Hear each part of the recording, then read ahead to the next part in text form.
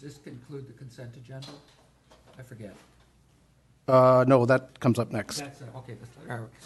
All right, hearing no changes to the agenda, I move we adopt the agenda. Is there a second? I'll second it. All in favor signify by saying aye. Aye. Motion carries.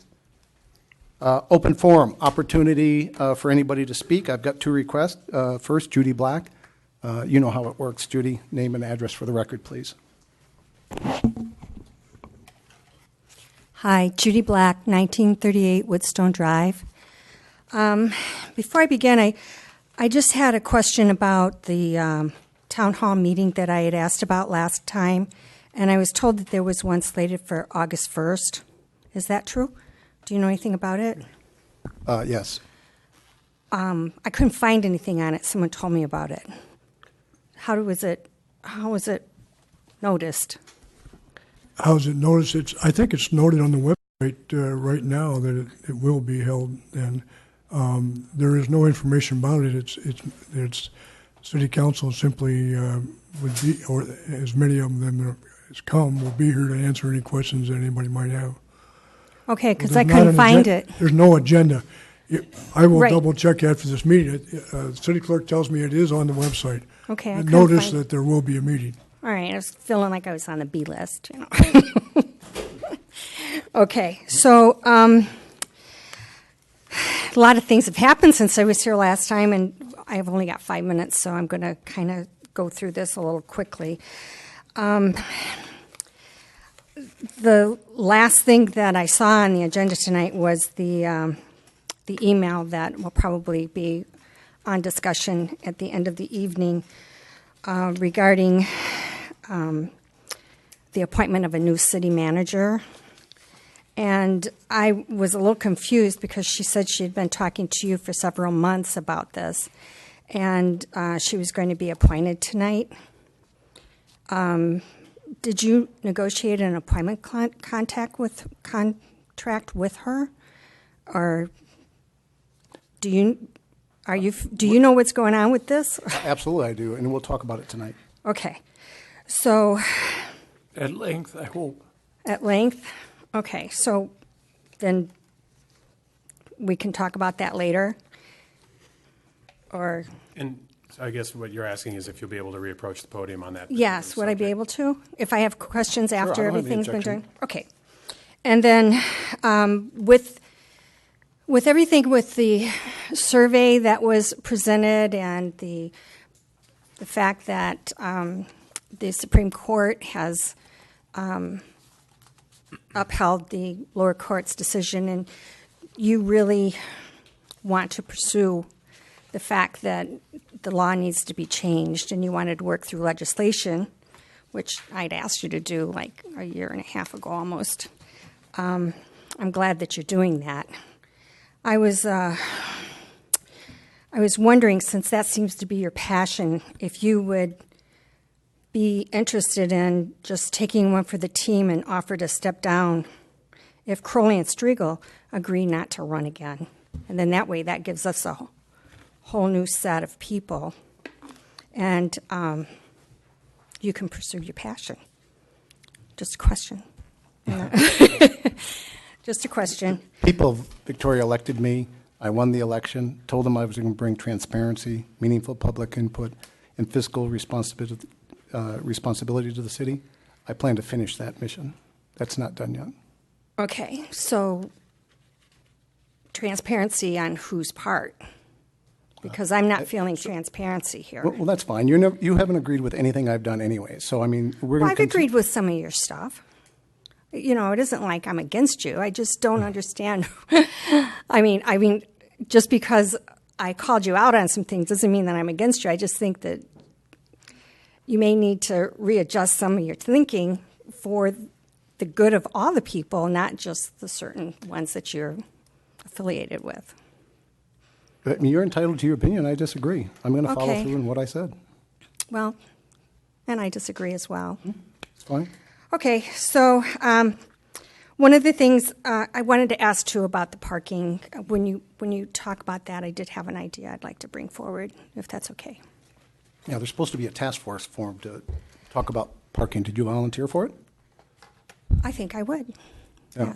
Contact Doug. Okay. All right, thanks. Next up, Tom O'Connor.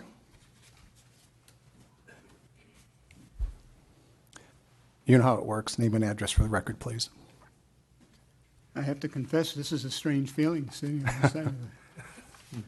Tom O'Connor, 1635 Hidden Pond, Victoria. My statement is directed to Mayor Funk.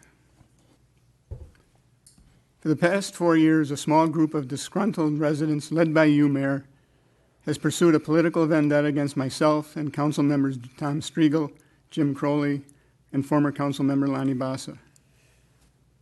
I'm not here to relitigate the original trial conclusions. However, a campaign of misinformation and misstatements of fact by you and members of your group continues. For example, it was alleged that we held, quote, secret meetings in support of the new City Hall Public Library, implying that residents were kept in the dark. In fact, minutes were kept, as you know, of all closed sessions, and both projects were extensively discussed at 35 open council meetings and open houses. There have also been whispered allegations of, quote, bad financial deals, all without substance.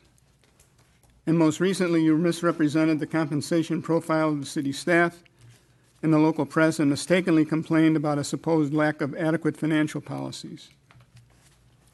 As to the trial's conclusion, suffice it to say that we sharply disagreed with the district judge's decision. We, however, accepted her ruling and personally paid fees totaling $7,800 out of our own pockets in order to end the turmoil and let the City Council get back to managing issues important to residents. Your group had other ideas.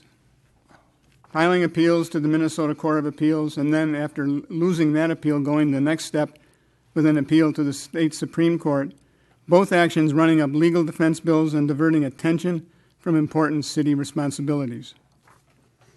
Last week, the Supreme Court rejected your arguments and affirmed our position, which was also supported by the League of Minnesota Cities. Now, after wasting 2 years in appeals, we hope that the 4-year-long legal process is over. But something is still terribly wrong in our city. There remains a deep divide among our residents. My message to you, Mayor, is be a leader for positive change. Take the lead in bringing our city together. You've completed 1.5 years of your term, and there remains a deep divide among our residents that detracts from the image we project to current and prospective residents and businesses. This divide was painfully reflected in the recent citizen survey. The mayor's job isn't to be, quote unquote, the smartest person in the room. Your primary role is to be a positive face of Victoria, to be its champion, to celebrate our strengths, to build a cohesive team that serves all residents. To be successful, you need to work with each council member and staff. You need to be a team leader, not a lone wolf. Remember, you're only one vote. You need 3 votes to be successful. My plea is be a leader, serve all our residents, and unite our city. Thank you. Thank you. Anybody else that wants to address the council? Name and address for the record, please. Sarah Kuhn, 820 Interlaken. I'd like to start by thanking Kara for all the hard work that they've done in finishing the 2017 street project in our neighborhood. Looks great, a couple of cleanup items left, but looking good, thank you. I would also like to make sure that I get a statement on record of my support to the city staff for writing your letter that was read into the minutes at the June 25th meeting, ensuring that you are all treated with respect and professionalism. This should not have ever been a question in today's workplace. As a citizen of Victoria, I very much appreciate all the things you do for our city. We rely on you for things that we all take for granted. I appreciate what you all do. I am here tonight mostly to talk about the anonymous letter that was written by a resident. Mr. Striegel had read that letter at the June 11th meeting, and there was a discussion at the June 25th meeting, But unfortunately, I felt like most of the questions went unanswered. So, Mr. Mayor, you ran for office stating that you wanted to put Victoria residents first, and you ran on a platform of transparency. You even restated that tonight to Judy Black. And that's something that I have a concern with is, like Judy Black, I feel like there is not transparency in this administration, in this particular council. You had a team of people review the policy book. Transparency. Who are these people? Where did they come from? How were they elected to this? You say they were volunteers. Where was the volunteer form? Were other people volunteered? When was this commission put together? Who, what, when, where, why? Please provide assistance to those of us who want transparency in our city. Who are these people that reviewed the policies? If they want to identify themselves, they can. Everything that we did is through publicly available data, and as soon as I have the plan completed that I've been working on, I fully intend to disclose that. But that plan isn't ready yet. I'm still trying to finalize lots of the details. And so I'm working with my supporters to help draft that plan, just like any other politician does with their supporters. And before I finish that process, it would be inappropriate for me to release that plan. There's nothing nefarious going on. You call it a commission. This is not a commission. It's simply a group of concerned residents that believe change is needed in this city. And I do believe I answered all of the questions from that letter. And if you think I missed something, then follow up with an email, and I'd be more than happy. I'm following up with a face-to-face request. Right. Who were the people? That was the number one question. It's the same people I've been working with for years to try to change the city. Okay, so there's plaintiffs and there's others that are involved that had nothing to do with the open meeting lawsuit, people that I've met over the last couple of years. These people, if they want to come forward, they can go ahead and come forward. This is not an official city council meeting or committee or has anything to do. It's simply resident volunteers that are helping me provide their ideas so that I can formulate my plan to present that plan to the public, at which point the public can tear it apart, say it's good, say it's bad, make changes, whatever. Okay, but do you understand when you ran for election, Tom Funk ran for election, not Tom Funk and all of his buddies?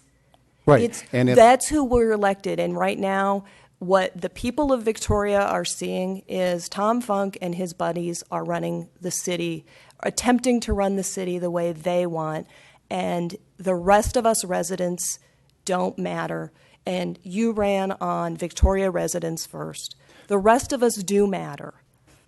And that's what I'm trying to say is you've got a group who have your ear, but you're not listening to the rest of us. That's fine. I understand your perspective. I disagree. There's lots of residents that I talk to, not just this group, right? And by I can't do anything on my own, as the former mayor mentioned. It takes council action and it takes 3 votes. I'm in the process of trying to develop a plan that I think will take 2 years to implement the reforms I believe the city needs to prevent a reoccurrence of what's happened in the last few years. When that plan's ready, which will probably be sometime in August, probably the later half of August, I'm going to present that to the public so the public can look at that. But until I'm done putting the plan together, I can't talk about it because I haven't figured out all of the pieces yet. Okay. And that plan apparently included firing Mr. Reeder and hiring a new city manager at tonight's meeting. We'll talk about that later tonight. Yeah, and I've got questions regarding that because it appears that you were violating the city ordinance, potentially breaking the law, by attempting to do all of that outside with what appears to be backroom dealings. Without proper public notification of what was going to occur at tonight's meeting. So, just as you were a watchdog for this other the previous council, there are people watching you as well. Great allegations. Unfortunately, none of them are true. So, and we'll Okay. talk Well, about that okay, tonight. then are you willing to release all of your communications? We'll talk about that tonight. Okay, because, that would be a great way to clear your name of any potential wrongdoing is to... Great. I appreciate your point of view, and we'll talk about it tonight. Okay. And again, thank you to the city staff for all that you do for us. We, humble citizens, do appreciate it. Sarah, one comment. I meant to make this statement last time when we talked about the email from the resident with all of those same questions is that the good news for all of you is that none of what's happening means anything. Any conversations that the mayor's having with whoever, I mean, they could be imaginary friends for all we know. It doesn't matter. He's one vote, and it's got to come in front of the council. So there's none of that means anything until it shows up here and he builds support amongst the council to get 3 votes. And I appreciate that. Thank you for stating that and reiterating that. It is just as a resident who watches council meetings at a regular basis, through the wonderful technology we have, you don't have to sit in these less than comfortable chairs anymore to do it. So I have been watching it, and as a resident, I'm very frustrated with what I see happening in our council, and I am also frustrated with what I see reported in the media because it's not providing the entire picture. That is one of the struggles of news media, is that they're limited by space. But I feel that there may be a slant there, and it's just, as a resident, very frustrating. And I wanted to make sure that, Judy's not the only one up here saying that there's 2 sides to every story, and there are other residents who need to be represented by this council and by you, Mr. Mayor. Sarah, I'd like to trump Mr. Striegel's statement, Councilor Striegel's statement. What the mayor is doing and what he has done is not harmless, is very serious. And I'm extremely worried about it. And I don't care if there's some voting that has to take place. What the mayor has been doing is entirely inappropriate and possibly illegal. I agree with you. And we're going to have a long discussion about it, believe me. Thank you, Mr. Vogt. Okay, anybody else want to address the council? Next item, consent agenda.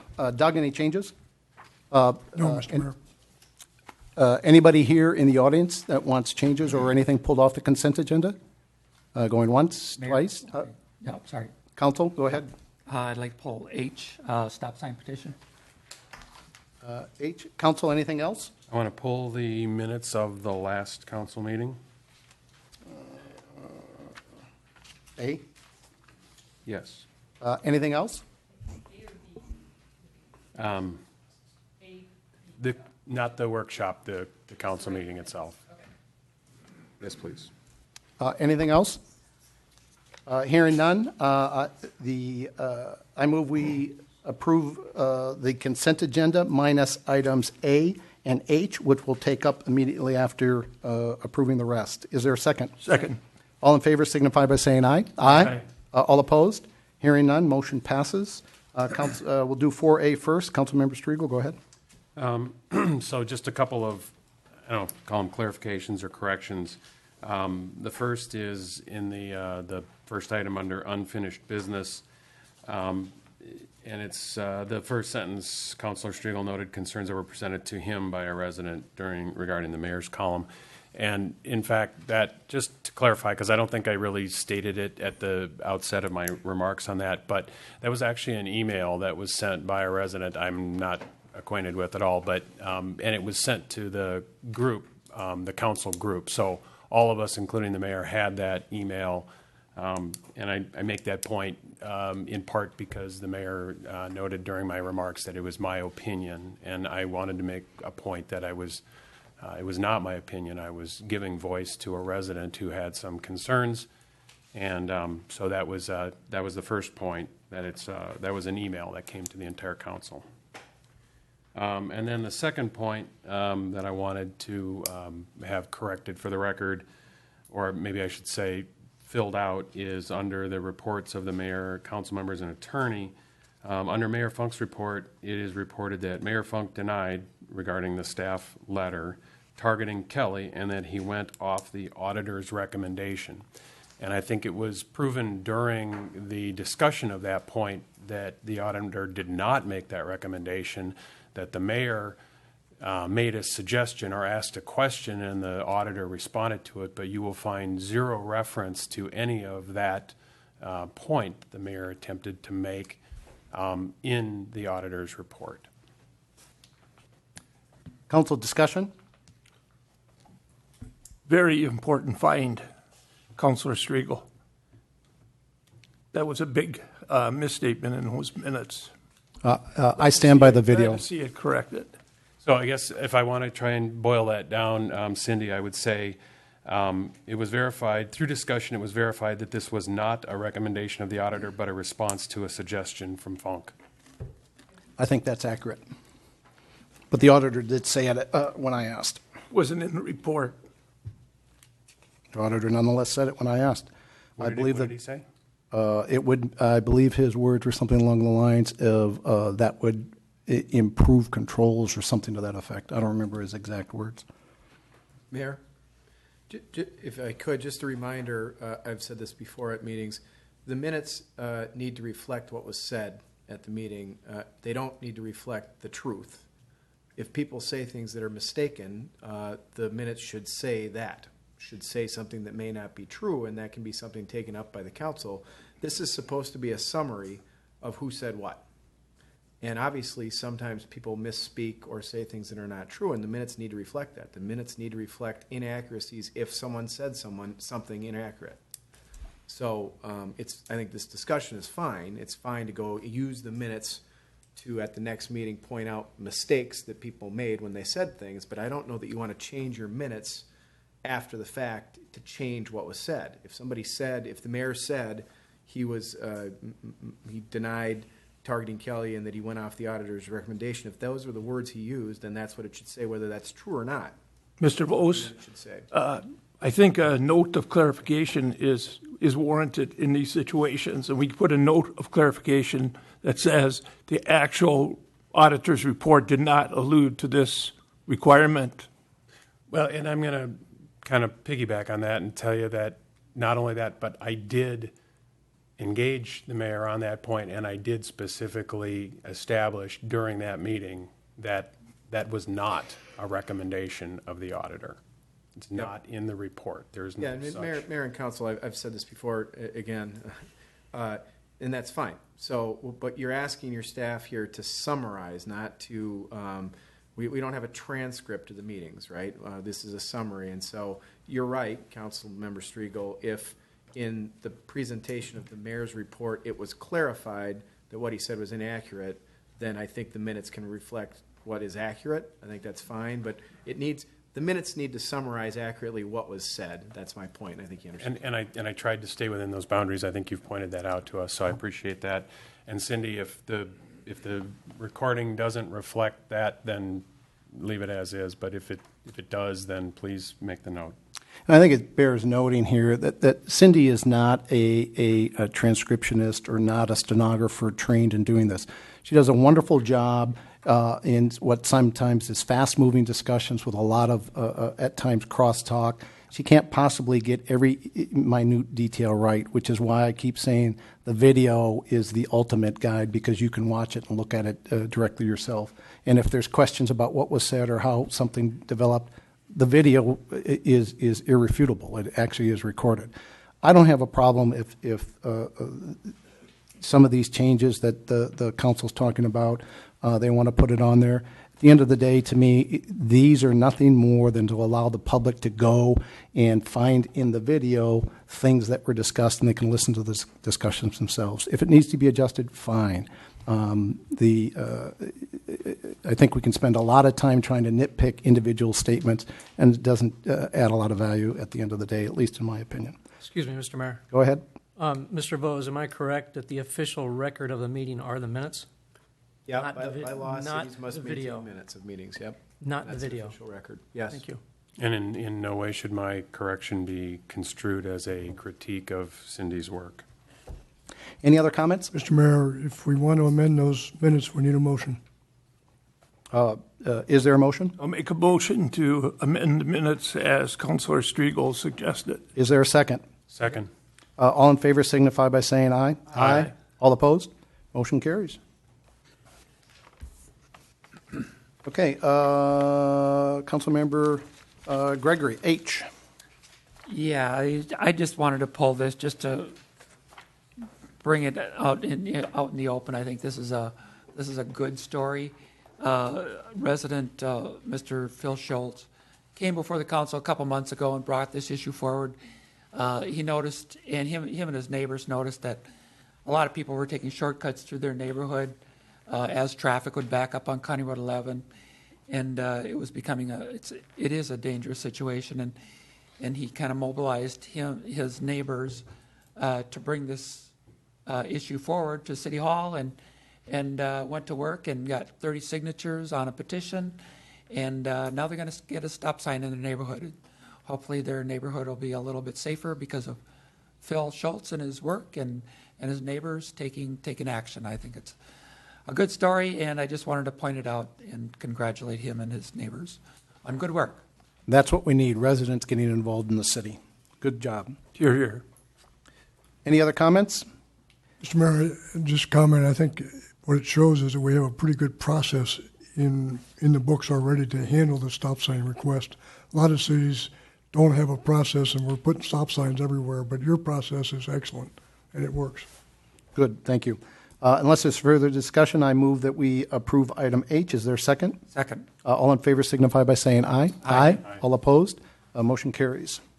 Next item, Doug, visitor presentation?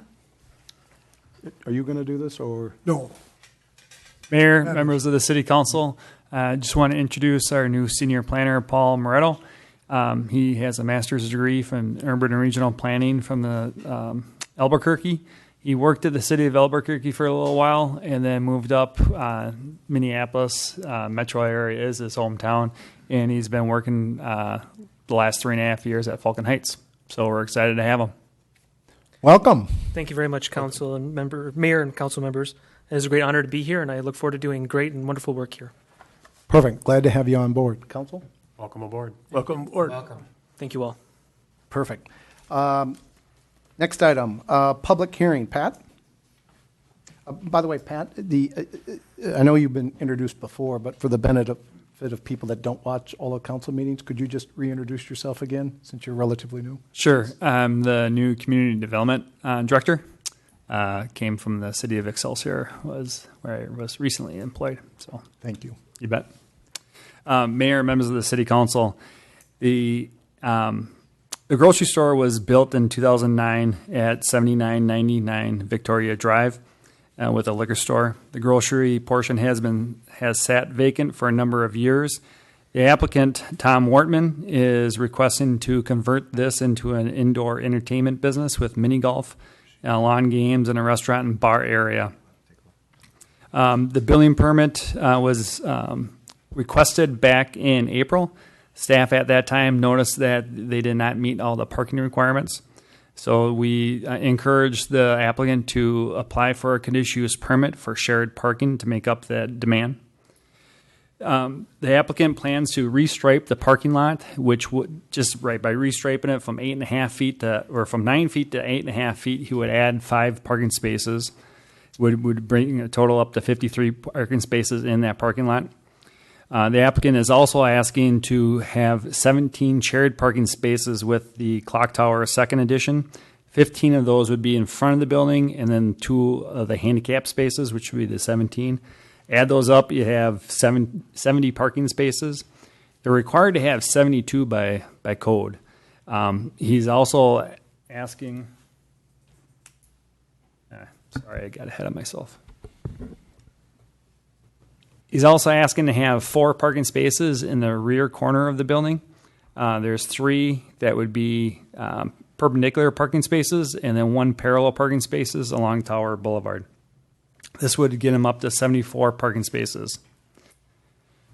To approve the conditional use permit for the shared parking, they had to complete a parking study, and part of that parking study said that at the peak demand for all the uses in the Clock Tower Second Edition and for the restaurant and the golf, the peak parking requirement would be 74 spaces. So even though the parking requirements for that restaurant entertainment was 72, we were requiring him to meet the 74 parking spaces based on that parking study. Let me just go over some of these plans here. So currently there's 10 parking spaces in front of the restaurant, 22 in the main area, and then 16 along Highway 11. There's Highway 5, excuse me. By restriping, it's 18 spaces and 24 and then 11. Here is the shared parking study saying that at the peak level, it's 74 parking spaces that are required. The Planning Commission reviewed this at their last meeting on July 17th. They recommended approval of the conditional use permit for the shared parking for the restaurant entertainment use. Staff has also recommended approval of the shared parking with the conditional use permit with the conditions listed in the attached resolution. But we'd also ask our city engineer went out and reviewed the site today. She's comfortable with the perpendicular parking, so it doesn't have to be angled. But she would require or request that the condition be added to the resolution that vegetation at the corner is trimmed to meet the sight lines. With that, I'll take any questions. Otherwise, the applicants are. Down through here. If you're traveling towards the bank on Tower Boulevard, there's some overgrowth of some plantings that start to restrict those sight distances a little bit. So we'd ask that he not remove that vegetation, but trim it back. That's kind Tower and Quamaclet? Yeah, just between the driveway to the grocery store in Quamaclet on the grocery store side of the, I gotta stop calling it that, this building side of the street. So the purpose of trimming the vegetation is to improve visibility? Correct. For the parkers or everybody? Yeah, the people who would be parking in this area, when they pull out, they have a cleaner sight line. Is that one car extending out into the roadway? I'm not sure what I'm looking at here with the. This would be the curb line, so it's just inside of the outside of the street, past the curb line. There's currently a concrete pad in that area that exists today. Is that kind of the typical width? In other words, is that narrower than a normal on-street parallel parking? It's similar to our other spots in downtown in terms of width. So it meets whatever width requirements are required? Yeah. Okay. All right, what do you need from us tonight? We need to have a public hearing on this? I think the public hearing was completed at the Planning Commission. Okay. So it's just discussion. If you want to take comments from the public, and the applicant is here too, if you have any questions of Tom, Mr. Ward. Public hearing. Oh, I was too. Yeah. There is a public hearing for So tonight's we're required to have it and then close it, right? That is correct. Thanks. All right, at this point, I'm going to open up the public hearing for the shared parking. Is there anybody that would like to address the council on this particular topic? Going once, twice? Okay, I move we close the public hearing. Is there a second? Second. All in favor signify by saying aye. Aye. All opposed? Motion carries. Public hearing is now closed. Council, is there any discussion? I have a question. The resizing of the parking spots, is these smaller spots, are they used normally? What did we just have oversized spots before, and you're resizing them to normal, or what? Sorry to make you get up. No, Councilmember vote. Tom Wortman, 7999 Victoria Drive. When the original plat was approved in October of 2008, and the ultra survey was done at 8.5-foot widths of the parking spaces. When they were originally striped, we striped them at 9.5 and had 5 less spaces. They weren't required at that time. We're now trying to maximize the areas, and so we're actually going to end up with, I've taped everything off, and we're between 8.5 and 8.75 in terms of the width that will exist under the basis of the 18 and 24 and 15. And so we'll, instead of, I think they were reported at 9, I think we'll end up with about 8.75 in width.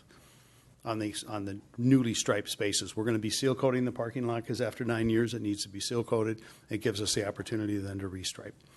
So this is completely acceptable, this size parking spot. Yes. All right, the minimum is what, 8.5? 8.5 feet is the minimum. You'll see it's typical for grocery stores to have 9 feet parking widths because of the number of people are taking grocery bags in and out of the cars. Oh, yes. Okay. Got it. Is that 8.5 foot minimum, is that a Victoria or is that an industry standard, or where does that number come from? It's pretty common. Excelsior had 8.5 foot in the downtown and then 9 feet outside the downtown. So, but a lot of the more urban areas have 8.5 feet minimum width. Thank you. Mr. Wortman, just one quick question. I did agree with the Planning Commission recommendation for entering into an agreement with Hartman Communities on the shared parking. I'm assuming you have an easement right now. It's a permanent easement with Hartman Communities. And there was also a recommendation for changes in the signage. Did you have any specifics on that? No, we just feel we can work that through so that it'll work both for the tenants. The nice thing is that at this point in time, Monday through Friday, we're not planning to be open until 4 o'clock. Okay. So during the day, it's the benefit that a lot of the existing office and service businesses will have use of the parking lot. Right. And then as the peak hours, which would be 5 to 10 for the restaurant and amusement area, it'll be a nice shared parking arrangement. Okay. And no, I'm in agreement with that. And then, so the times will reflect on that signage from when to when it's Yes. open? Mhm. Okay. Other Mr. than Mayor, that- they may vary too by store. Okay. I understand. Yep. Okay. So those signs, I'm sorry, go ahead. Signs may have different times depending on where they are, depending on the use that's in front of that space. So the bottom line is those signs will be changed? Yes. Okay. Other than that, I like the plan. I think the 3 spaces on the back corner might be a little tight, but it's my experience driving through on Tower. People are careful. They're driving slow. I don't perceive a big issue there, but I just wanted to comment. Your use is, I like the repurpose. It's unusual. It's unique. I think you're going to bring something different to the community, and I like it. I hate to see a 20,000 square foot building sitting empty, but I thank you for No more than me. Yeah, I can imagine for bringing this forward. I think it's going to be a great addition to our. Thank you, city. Councilman. Appreciate that. Couple other questions. Who did the parking study, the calculations here? Kevin Norby and Associates. Okay, so it was an outside source. Mm-hmm. And this is a related question. I noticed the liquor stores going out of business. How does that fit into the plans for the overall building? The liquor store space, which is basically a little over 2,100 square feet, will be repurposed into retail or service business. We haven't taken any calls yet, but we'll be looking at a retail service business type of use for that basically 30 by 70 foot space. Okay, so you're not going to convert it into part of the... The answer to that is no. No, it's its own separate space. Just kind of a subtle point. Are you anticipating that those 4 spots around the back corner will be where you direct employees to park, or is that? We'll be trying to do more of the management type related people for the establishment, so that it may be assistant manager, a chef, an assistant chef, because they're not desirable spaces on the back side there. We'll also have in the loading dock area, which we can't count as parking spaces, we'll have 3 stack spaces there as well. So we'll actually have an additional 3 spaces that we'll be able to use for employee type parking. Albeit it's not ideal, it's 16 feet wide, but if it's stack parking, so if the first person in wants to be out first, then we have to have some employees move. But we'll have 3 extra stalls there as well. Your issue to manage, right? Yep. Yeah, great. I like it. We'll be managing it, so. Just real quick, if I'm not mistaken, most garbage in commercial areas is picked up in off hours, i.e. middle of the night, because those spots were in Not front of middle of the night. Generally speaking, that trash will be picked up between 8 and 10 a.m. So we're not open until 4, so the parking areas will be open, so that trash will be basically picked up between that 8 and 10 time. Right now, Republic Services takes care of the clock tower trash. We'll use the same, so we're not bringing in separate trash trucks. So that'll work out to be smooth in terms of how it's done. And right now, that's being done twice a week at the clock tower. We might need 3 times a week, so we might add an extra service. But that's generally done. That truck is normally there between 9 and 10 in the morning. You have any concerns as far as somebody, if we make this public, or not public parking, but if we put the parking spaces in there, somebody's going to park and block access? We've never had that issue in the past, and it's not convenient for anybody else. So, Mr. Mayor, I don't think that would be a problem. That's something you'll work on managing? Yeah, we'll work on it. I would like to sign it as manager, assistant manager, chef, so that it's more relegated to employee type parking, and that way we won't have an issue with somebody parking there at 8 a.m. and the trash is going to be picked up. Got it. I think that can be relegated because it is our property and it's within our area. Got it. Council, any more comments? Pat, did you need anything else on this item? No, thank you. Okay, thank you. We wish you good luck. Thank you. Glad to see it going back into service. Kara, next item, 6B. Oh, I'm We sorry. need to- There's a resolution that you have to motion. So it's not on the agenda. I'll make a motion to approve the conditional use permit for shared parking related to the interior redevelopment of 7999 Victoria Drive. Second motion. Excuse me, with one addition, Correct. per Kara's recommendation to change the, Trim the shrubs. shrubs. If you could add a friendly amendment to Vegetation. that, please. Second that. And change the parking from angle to, or is that not, okay. So just so let me try it again. I'll make a motion to approve the conditional use permit for shared parking related to the interior redevelopment of 7999 Victoria Drive with the added condition that the foliage around the rear corner, on the corner of Tower and Quamaclit, be trimmed back for better sight lines. Is there a second? Second. All in favor signify by saying aye. Aye. All opposed? Hearing none, motion carries. Now we're done with that one. Kara, 6B. Mayor and Council, the next item on the agenda is the 2017 Street and Drainage Improvement Project that, if you recall, a portion of the project was not completed by the time we were doing final assessment hearings for the rest of the project, so we deferred the final assessments for Swiss Mountain, Sunny Shadows, and Bay Cliff until now. The project is approaching completion. There's just a couple of minor cleanup items that we're working through with the contractor, but we have total final estimated costs and have noticed a final assessment hearing for tonight. The proposed assessments are shown on the screen here. So $3,900 for Swiss Mountain, which is reduced from $4,300 at the time of the public improvement hearing. Sunny Shadows is $5,400, which is down slightly from the public improvement hearing of $5,800, and then Bay Cliff $5,400, as noted. If approved, we don't send a specific bill to property owners. We will mail a follow-up mailing. We sent a mailing prior to this meeting, notice in the final assessment hearing and noting what their payment options are. But if approved, we will send another letter outlining the options for payment, so property owners can pay in full without interest if they do so within 30 days from the adoption of the assessment. So that would be, if approved tonight, between now and August 23rd. Residents can pay in full with some interest between August 23rd and December 31st. Otherwise, if no amount is paid, the assessment is added to property taxes beginning next year for a period of 15 years with an interest rate of 4.36%. And so now we need to hold the final assessment hearing.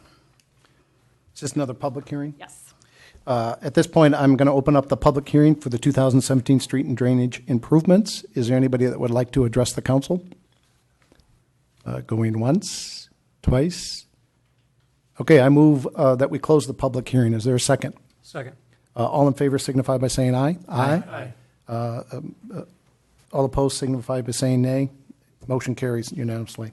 Council, any discussion? If not, can I get a motion? I move we approve a resolution adopting the final assessment rule for 2017 street and drainage improvements for Swiss Mountain, Sunny Shadows, and Bay Cliff. Is there a second? Second. All in favor signify by saying aye. Aye. All opposed? Hearing none, motion carries unanimously. A quick kind of a sidebar. So this is a nice result. We're 10-ish% below the original assessment estimate. What do you attribute that? There are a couple of different things. If, as you might recall from the Deer Run neighborhood, we did, in this project as well, plan for sump pump service connections for everyone, because we don't know until we get into the actual process how many people need them and where they need them. So there was quite a bit of savings in that area. We were worried, if you recall, that we would encounter some poor subgrade conditions, so we were holding some contingency for that. We didn't encounter any extensive subgrade corrections, so we didn't end up spending much of the contingency. So the other thing is if I recall correctly, we did get favorable bids compared to what we had estimated way back when we did the feasibility study in 2016. So those things all worked in our favor on this one. Well, great. Keep up the good work. Thank you. Sure. Okay, next item, number 7, new business. Pat? The parking in the downtown has been discussed for over the past 30 years. Very similar to other small towns. It's a very controversial issue.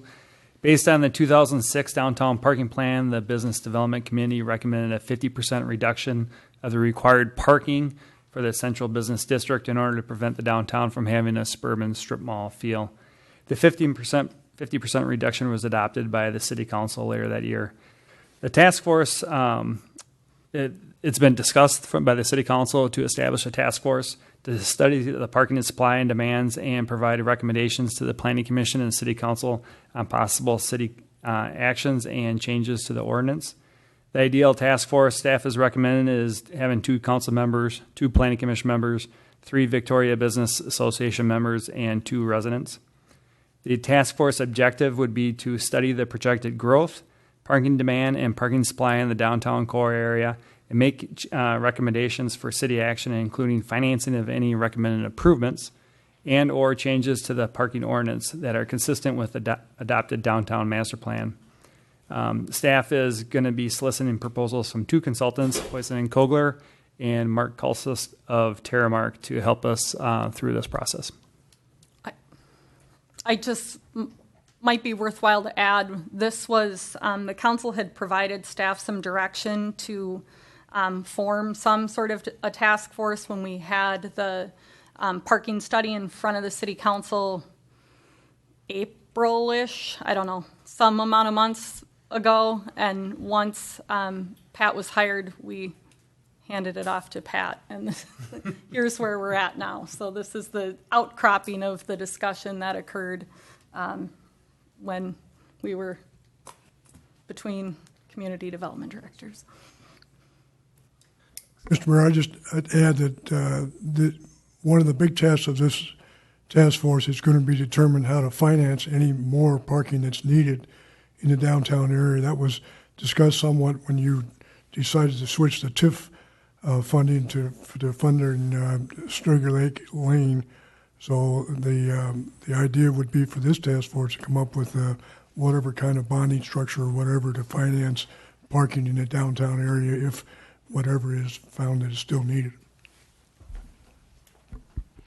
All right, a couple of questions for you. It says in here 3 Victoria Business Association members and 2 residents. Why? I believe the council said that they should be in equal in number. Please confirm that's right. And then secondly, why just Victoria Business Association members when we have other businesses that are not members of that? Why would we limit it to just the VBA? Mayor, again, this is the ideal task force. So if something that the City Council and the Mayor wanted to come up with something different, that would be totally fine too. We're trying to keep it typically an odd number, but if you wanted to add more residents or add more businesses or businesses owners as well, that'd be good. Council? Let me just explore that. The ideal task force, is that again, kind of a standard in urban planning, or how is that how's that ideal equation arrived at? So the ideal task force, one is you try to have a number in case for disagreements, for recommendations, final recommendations. The other one is having a small enough people that you have a voice for the people on the task force. If it's too large, then those people lose their voice. But you also want it large enough that you have a wide variety of voices. So that number 9 is kind of an ideal number. Again, you can go up and down from there, but that's the ideal task force number. Thank you. This task force doesn't have any decision-making authority, though, so what difference does it make if it's even or odd? Well, hopefully they make a recommendation to the City Council and Planning Commission. Council, any other comments? I think it looks like a decent structure. Anytime you get too many people, you just you have too much dialogue and not enough analytical thinking. And I think 3 people from the Business Association is not inappropriate. You could come up with a different number. And, resident input is fine too. I'd say 2 or 3 residents. It looks to me like it's very workable. I can't, nothing's perfect. This is a better process than probably was used in 2006 to come up with recommendations. So, and then on top of this, there'll be 2 consultants involved, two consulting firms. So we're getting the expertise of the consulting firms plus these people, and each of them should have expertise. The people that we pick for this should have some knowledge of the city and some financial knowledge because, everything is going to work together. It should be a holistic approach, come up with a good solution. Mayor, members of the City Council, just to clarify, the intent is to hire one of these 2 consultants to help us through the process. And the other intent is that when we solicit residents, to bring that list of residents to the entire list of residents to the City Council for you to pick from. So I move we change 3 Victoria Business Association members to 3 Victoria business owners and increase the number of residents from 2 to 3. Is there a second? Second. All in favor signify by saying aye. Aye.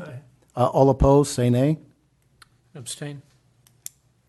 Councilmember Striegel? Nay. All right, motion carries. It will be 3 Victoria business owners and 3 residents. Council, any other questions, comments? Mr. Mayor, Pat, can you show the schedule just so everybody's aware of what we're talking about?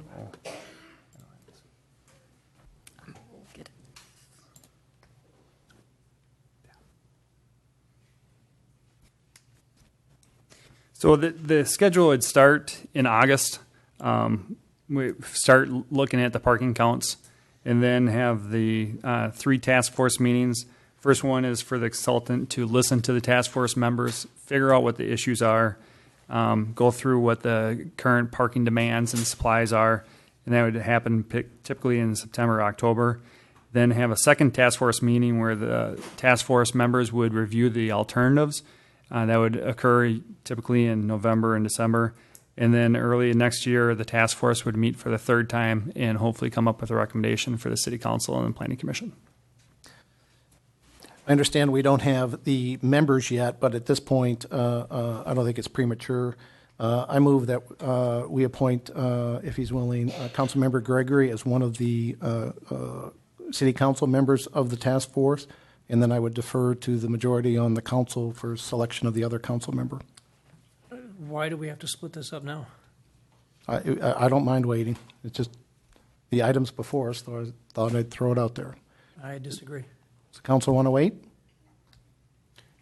I'm fine either way, but thanks for the nomination.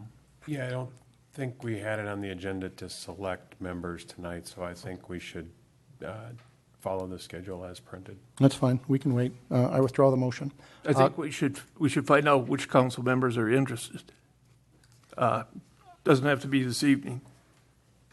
That's right. It's going to come up in August. We can discuss it then. That seems to be what the council wants to do. Any other? Out of curiosity, I'd like council member votes.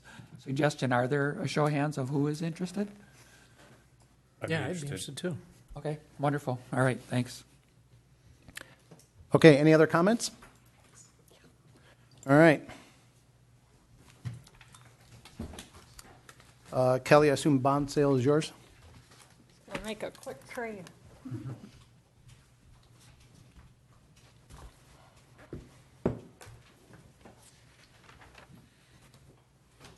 Good evening, Mayor and Council.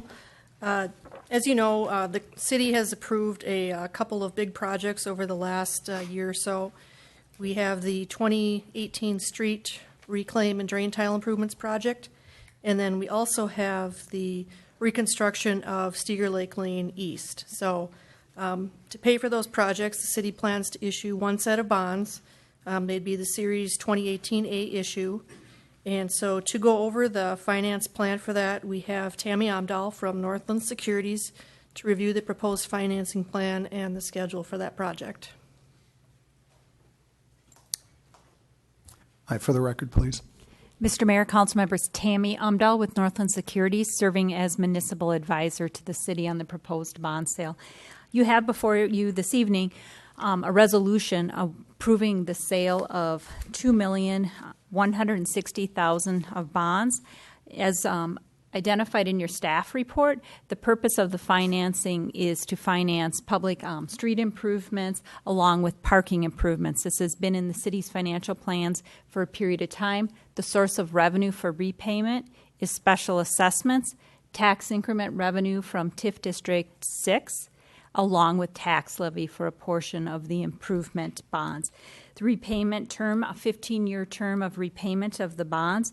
The estimated interest rate that shows in the finance plan, the true interest cost, today is estimated at 3.17%.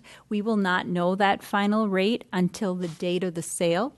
The method of sale is proposed to be a competitive bidding process. We will take those bids on your behalf on August 13th in the morning, and that evening I would be back before you with the proposals or the bids that were received. My only other comment as I'm before you, before I take questions, Mayor, we are also recommending a rating on these bonds. The city's current rating on its outstanding bonds is with Standard & Poor's. AA+, that is the second highest rating, just below AAA. The reason that we are recommending that rating is for lower interest rates. It is a reflection upon the city's strong financial management and credit strength. So with that, Mr. Mayor, council members, I'd be happy to answer any questions that you may have. Council, questions? Comments? Thank you. At this point, can you bring the thank you. I move we approve the resolution providing for the competitive negotiated sale of $2,160,000 general obligation bonds, Series 2018A. Is there a second? Second. All in favor signify by saying aye. Aye. Aye. All opposed? Hearing none, motion carries unanimously. All right. Thank you. Unfinished business, there's none. Reports. Doug?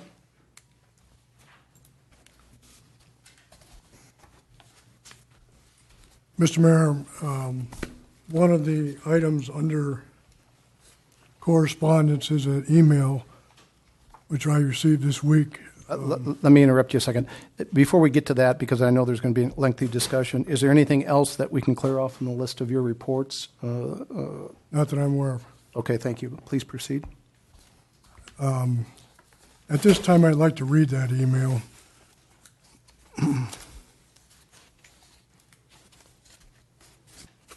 If I can find it.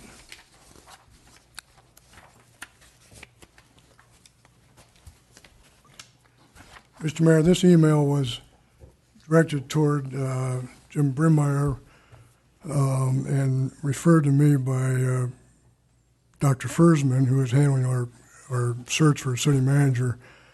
The email is written to Mr. Brimmeyer, and it says, and it is from Candace Hanson, who was a candidate for the interim city manager position, and So she says, very soon I will be offered the city manager position in Victoria.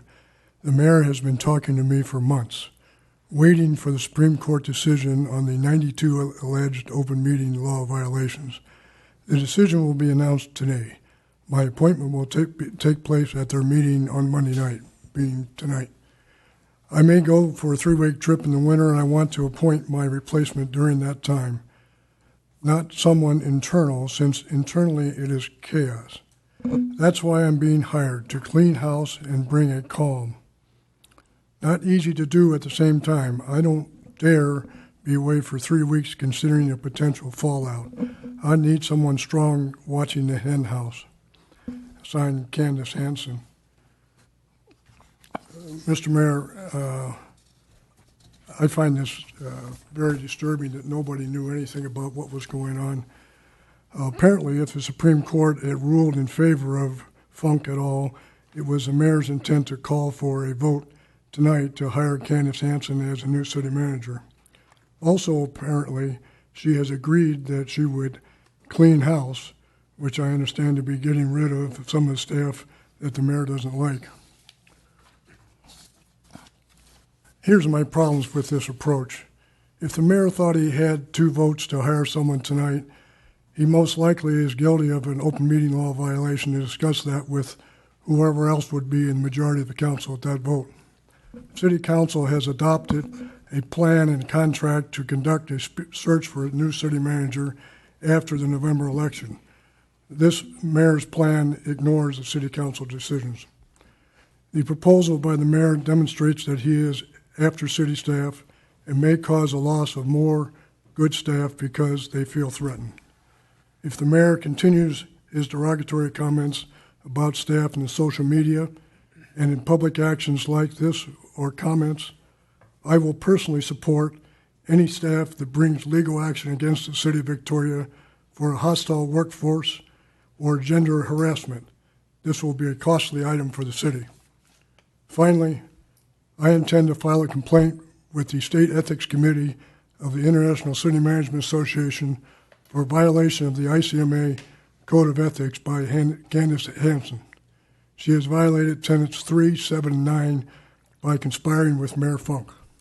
Specifically, the tenets require the higher ideals of honor and integrity in any public or personal relationship, refraining from all political activities which undermine public confidence in professional administrators, and finally, keeping the community informed of local government affairs. Mr. Mayor, I'm hereby requesting that you cease and desist in this witch hunt on city staff. I request that you concentrate your efforts and considerable skills on making the city of Victoria a better place to live, work, and play. Great. Council? Whoa. Well, before we do that, Judy, you want to talk on this subject? Why don't you put your points out so the council can address them too?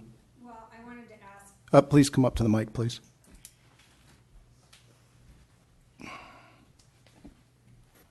Again, name and address for the record. Judy Black, 1938 Woodstone Drive. The reason that I wanted to ask about this and I wanted to see what was going to happen is because of the letter that was received that is just been read. And I was concerned myself. I don't know if it's an open meeting law violation or if it's just the fact that you're acting alone again, which I don't know what's going to happen with this. If this is something that you're going to be sued for, we're going to have another lawsuit, or can you explain this to us, what it actually is? Well, I think the council is going to discuss it. Is there any other points you'd like to make before the council discusses it? I can't really until I know what's been discussed. I'm perfectly comfortable with you answering your question now as kind of part of the overall discussion. Yeah, I'll provide a statement as soon as I hear all of the different comments. Well, in everything that I've looked at, it says you can't do this on your own. You're trying to do everything on your own, and you can't. You just have to follow the rules like everybody else. And I don't want to see another lawsuit. I don't want to see this. I'm hoping that this is the end and that we can move forward. I'm just really upset about the whole thing. I just don't know what we can do to get this to stop. This is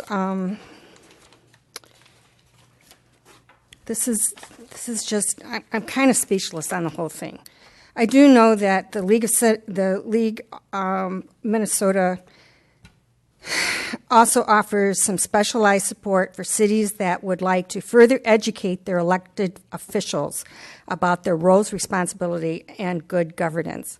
And maybe that's what we need. We need to have them come in and make sure everybody knows what their role is, because I'm just listening to things, and the things that you've accused other council members for, you're kind of doing yourself. So it's making you look bad. It's making the whole thing look bad. And I'm hoping that you can think about that and try to make some changes, or else it's just going to end in another lawsuit, which I don't want to see. All right, thank you. Any other comments? Anyone else? Just one. And Judy, I think if after the mayor makes his statement, if any of the questions that you had are not answered, I would invite you to return to the podium with the consent of the council to cover any ground that you don't feel was adequately addressed. Okay. I'm fine with that. All right, thank you. Before the mayor makes a statement, we should, for the public, state the fact that there's a record, there's a recording of a meeting of the council and the consultant, Mr. Richard Fersman. That's where we agreed that the city manager would be hired after the November election, and we also agreed that Mr. Fersman would lead our search, that we had hired him specifically to find the talent that we needed. So Mr. Fersman was supposed to do the search, and we were supposed to wait until the November election. This was agreed on by the council in public record. So, the first thing the mayor has done is violate the agreement he made with his council members. So he can say anything he wants. He's in violation of that agreement. The second thing is, if you look at the content of this letter, it has a deleterious effect on the staff. I mean, it's telling the staff to run for cover. This is crazy. We have a good staff. We lost 3 good people when some of these things started, but we still have a very good core staff, and we're rebuilding it. And to insinuate that the house has to be clean and to infer that you're going to clean the house and probably get rid of some people, that's all our staff needs to hear. And they're hearing it, and they're reading it right now. This is irresponsible. This whole thing is irresponsible. There's no excuse for it. And I want to pursue the legal end of this to the maximum. I don't understand this rogue behavior. Do you need to be censored again? I mean, what in the hell is going on? Any little snickers? You're in your 50s? You still snicker all the time? I don't understand it. Go ahead and make your statement, Mr. Mayor. Candace, would you like to address the council?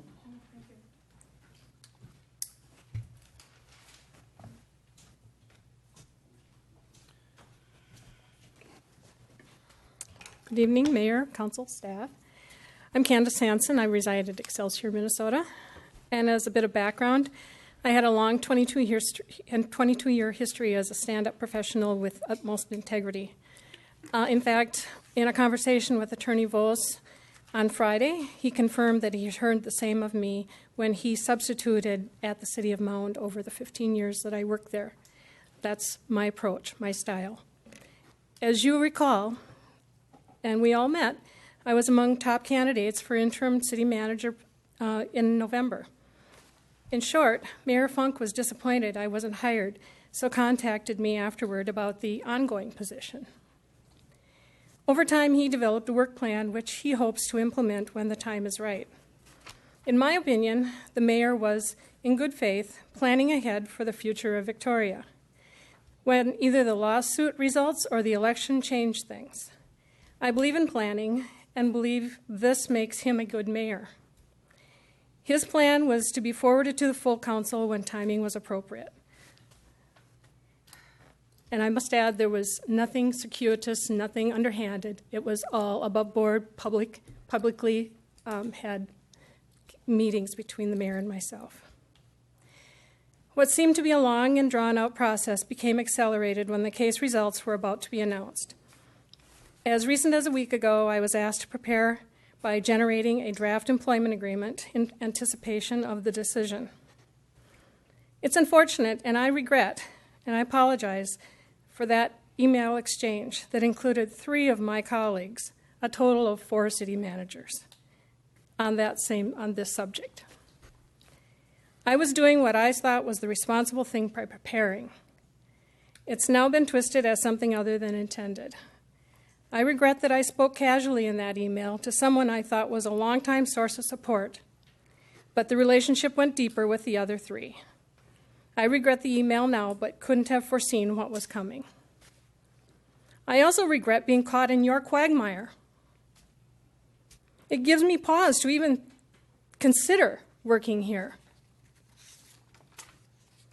But these are the truths of the matter.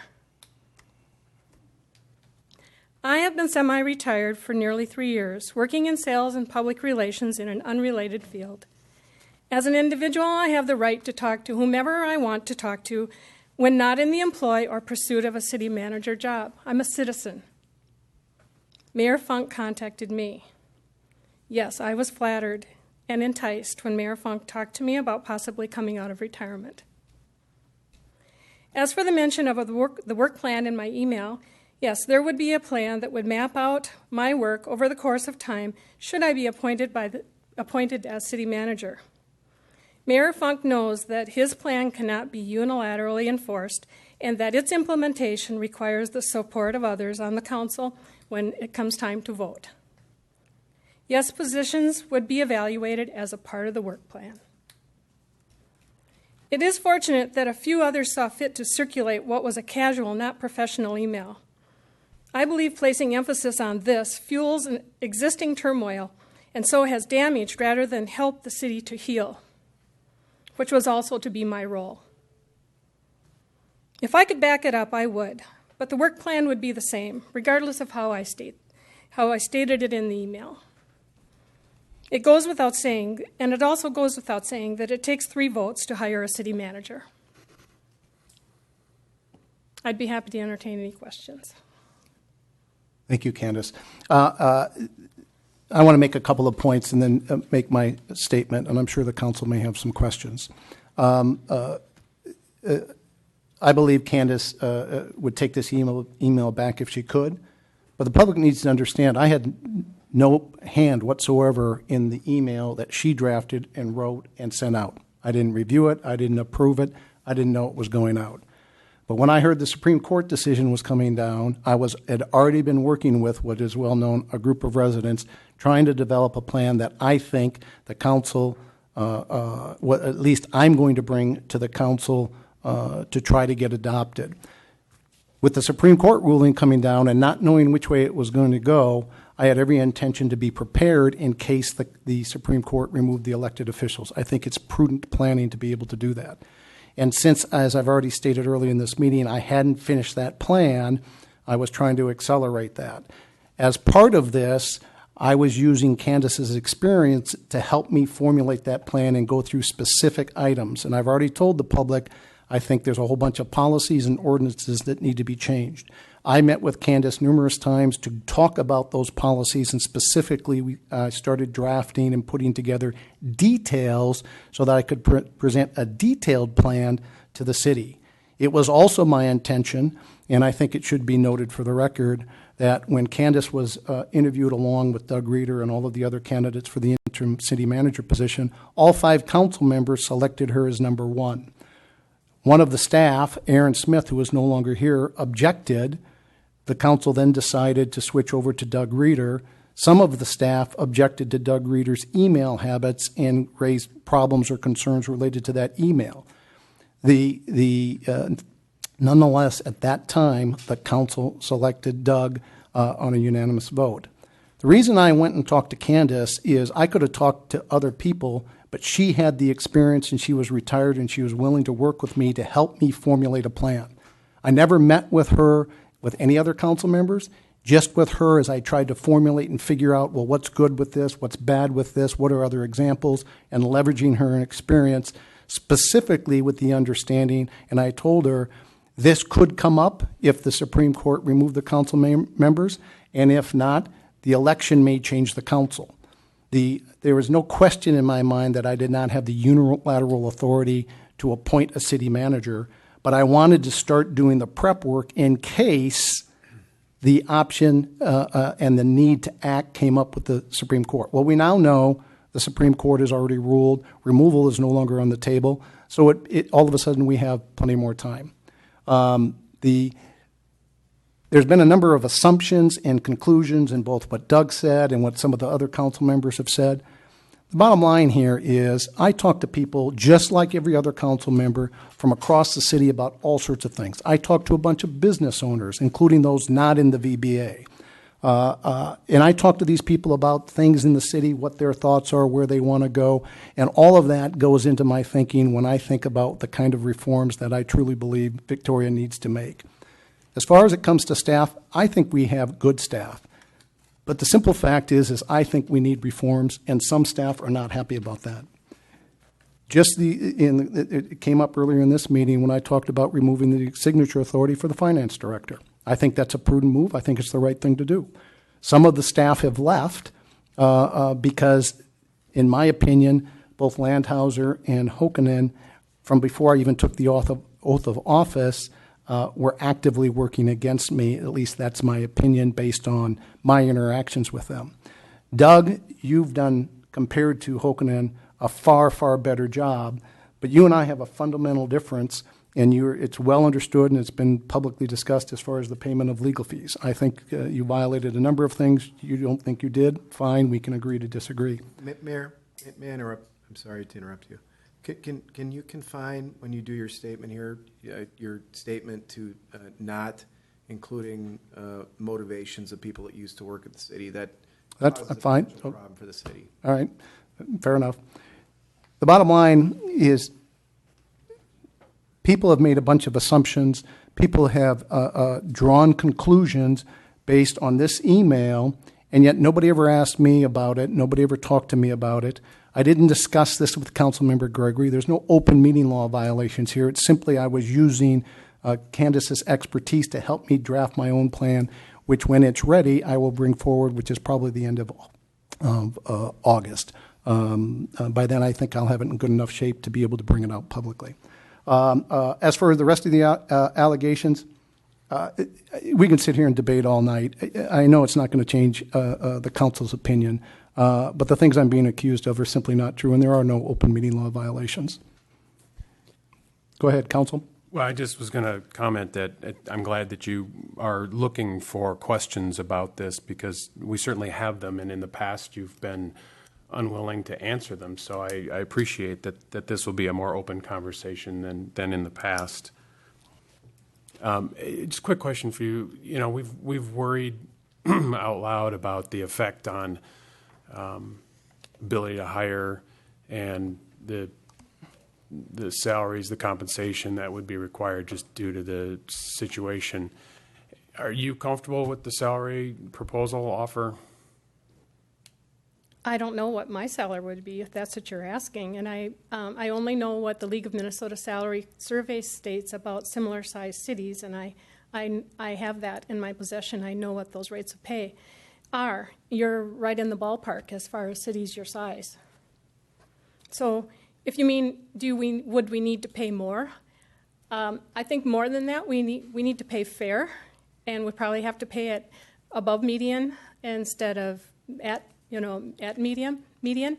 However, we need to give some assurance that it's going to be a good environment.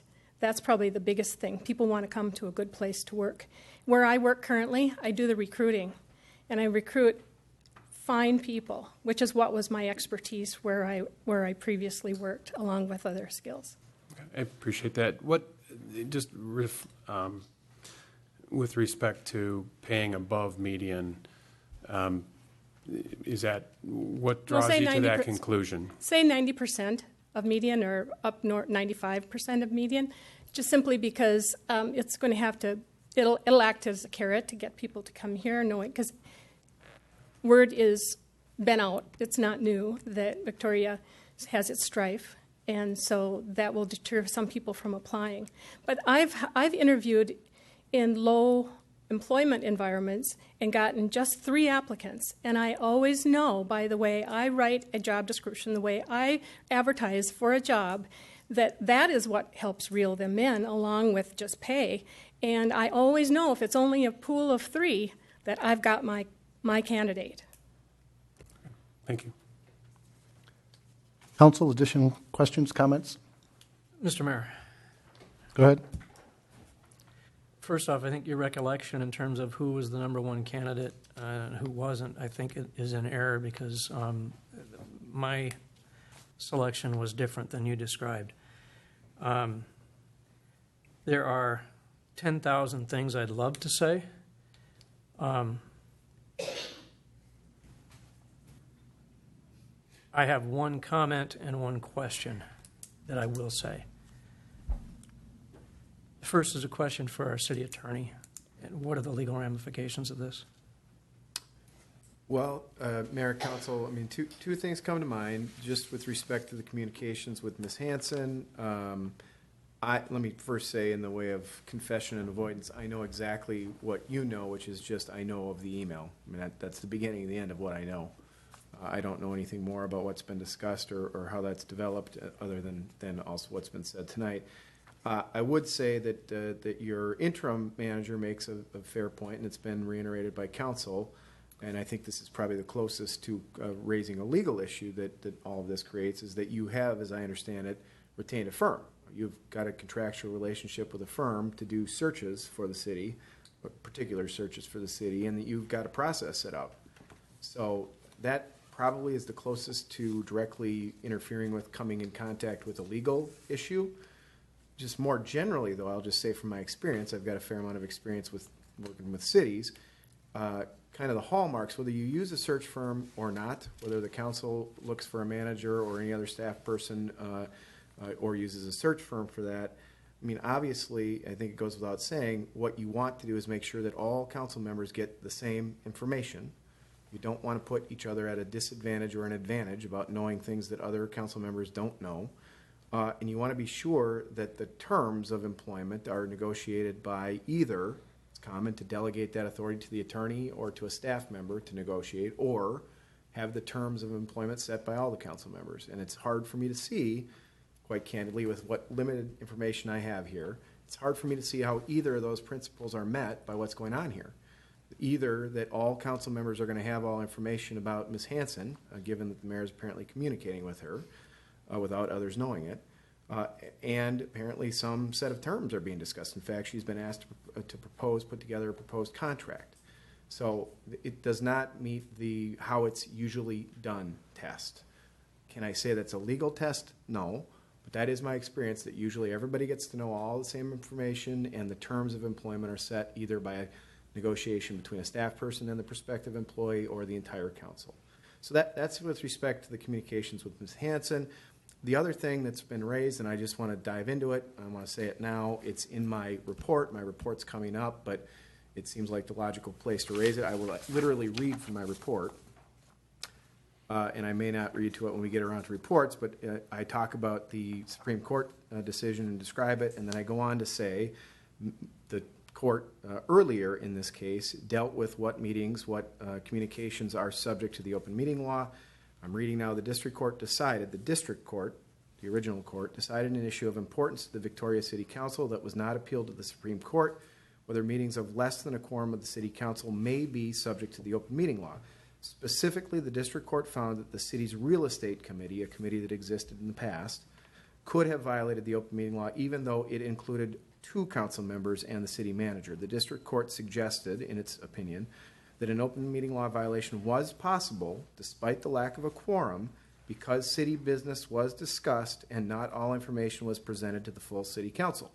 Thus, the court suggested that any meeting involving one or more council members where city business is discussed should comply with the open meeting law. Since I have served as city attorney, I've advised that any group, committee, or gathering convened by the council or a council member to discuss city business should comply with the open meeting law. That's been my advice to this city council since I've been the city attorney. I've given this advice regardless of the group's membership or whether particular authority has been delegated to such group. I will add as a caveat, the reason that I say whether or not authority has been delegated, the district court specifically noted that that the real estate, it was not shown that the real estate committee had been delegated any authority, and so that was not deemed to be important by the district court. I continue to advise that the city and its individual council members take a cautious approach given the district court's decision. City staff understands that it should assist in complying with the technical requirements of the open meeting law, like meeting notice, the recording requirements, etc., to the extent that's possible, but such assistance is only possible if staff is aware that a group involving council members is meeting to discuss city business. This practice, that is the practice of the city helping out with meeting technical requirements, is going to continue. Obviously, it doesn't need to be said, but I'll say it. What I'm talking about is it's been disclosed in the newspaper article and now tonight that there is a group working with the mayor on review of city policies and review of the city salary information. That we knew before. And now tonight, I guess, Mayor, you've said that group is also working on a management plan or some kind of plan for the city going forward. Those are... They're not involved in that at all. You said that a minute ago, but okay. They're providing me input that I'm using to develop the plan myself, along with comments that I've exchanged. The point is, whether the district court is right or not about the scope of the open meeting law, quite candidly, before that decision, I would not have read the open meeting law to be as broad as the district court did in that case. But assuming the district court got it right, or that we ought to pay attention to a Carver County District Court decision, clearly the information that's being discussed, Mayor, out of the purview of the public is core to the city's business, critical to the city's business. The city's policies, salary review, and management, to some extent the group is working on, those are core critical issues for the city. So I will advise you again, groups that are convening with council members to discuss city business, if all of that information isn't presented publicly, those groups should be treated as though they're subject to the open meeting law. That was my advice before. That remains my advice now. I need to respond to that. It's still my floor. That was my question and my comment. So that was my question. My comment, please, sir. Go. Thank you. So my comment is this, Mr. Mayor. I've said this to you twice, and I'm only going to say it one more time. And I say it with all earnest. The first night you were sworn in, at the end of the ceremony, I shook your hand and said, if you lead the city of Victoria, I will follow. And you looked at me and you said, right. I reiterated that 6 months ago, and I say it again right now. All you have to do is lead us and focus on the betterment of Victoria. This is unacceptable. Just So- kind of, sorry if I could just interject. No, not yet, not yet. You don't have the floor. You don't have the floor. I'm now going to respond to City Attorney Vosa's comments. He makes the argument that the real estate committee that the court ruled on is equivalent to this discussions that I've had with Candace.